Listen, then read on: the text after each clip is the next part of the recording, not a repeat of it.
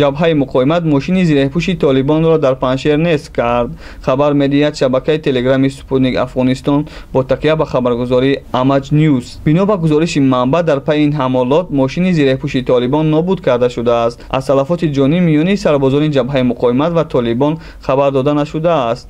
пештар хабар дода шуд ки ҷабҳаи муқоимати миллии Афғонистон танҳо маконҳои кӯҳии Паншерро дар даст доранд.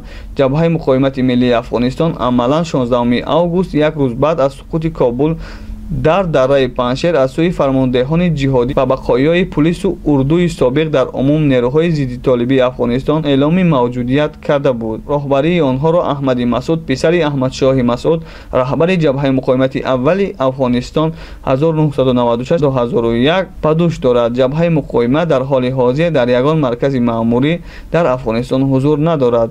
нерӯҳои онҳо дар баландкӯҳҳои вилояти Паншер ва минтақаҳои андаробҳои вилояти Бағлон бо толибон муқоимат мекунанд.